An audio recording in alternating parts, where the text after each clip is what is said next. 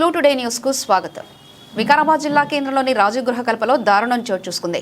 కన్నపూతురుపై సంవత్సర కాలంగా తండ్రి అత్యాచారం బయటికి చెప్తే చంపేస్తానంటూ బెదిరించి దారుణానికి పాల్పడిన తండ్రి కుటుంబ సభ్యులు ఉపాధ్యాయుల సహాయంతో పోలీస్ స్టేషన్లో ఫిర్యాదు, ఫోక్సో కింద కేసు నమోదు చేసిన పోలీసులు నిందితుని రిమాండ్కి తరలించినట్లు వికారాబాద్ టౌన్ సీఐ తెలిపారు.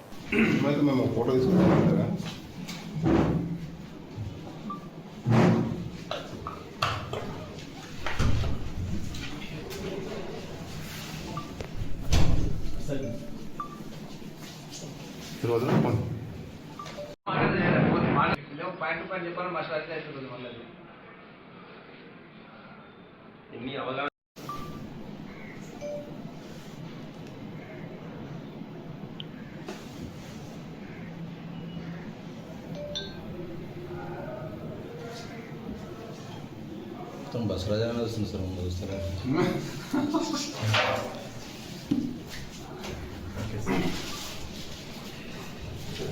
అంటే నేను వికారాబాద్ టౌన్ సిఐని ఈ నెల 27వ తారీఖు రోజు వికారాబాద్ పోలీస్ స్టేషన్కి ఒక కేసు రావడం జరిగింది. దాని యొక్క కంప్లైంట్ యొక్క సారాంశం ఏంటంటే, ఒక 9th క్లాస్ చదువుతున్న ఒక అమ్మాయి వాళ్ళ స్కూల్ టీచర్కి తనకు పెయిన్ వస్తుందని చెప్పడంతో ఆ స్కూల్ టీచర్ అమ్మాయిని దగ్గర తీసుకొని ఏం జరిగిందో మొత్తం డీటెయిల్స్ అని తెలుసుకున్న తర్వాత అట్టి విషయాన్ని వాళ్ళ ప్రిన్సిపల్ గారు చెప్పడంతో ఆ ప్రిన్సిపల్ గారు సిడబ్ల్యూసీ వాళ్ళకు, అదేవిధంగా సిడబ్ల్యూసీ వాళ్ళు మాకు మెసేజ్ చేసి మాకు ఇన్ఫార్మ్ చేసిన తర్వాత అమ్మాయిని మెడికల్ ట్రీట్మెంట్ చేయడం జరిగింది.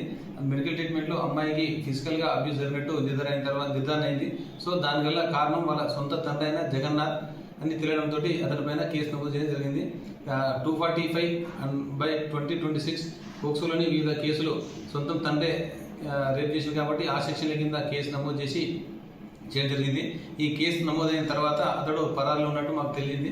అయితే ఈరోజు జరిగిన సందర్భంలో ఏమంటే, ఆయన ఆటోలో తన కూతురికి కడుపు నొస్తుందని చెప్పడంతో కూతురుని తీసుకొని పోయి హాస్పిటల్లో ట్రీట్మెంట్ చేయించుకొని వాళ్ళ ఇంట్లో ఎవరు లేని సందర్భంలో అమ్మాయిని బలవంతంగా శారీరంగా కలిసి తెలిసింది. అదేవిధంగా తన యొక్క ఫోన్లో న్యూడ్ ఫొటోస్, అదేవిధంగా బ్లూ ఫిల్మ్ చూపిస్తూ అమ్మాయితో పలుమార్లు శారీరంగా కలిసినట్టు మా దృష్టికి రావడంతో ఆ సెక్షన్ కూడా నమోదు చేయడం జరిగింది.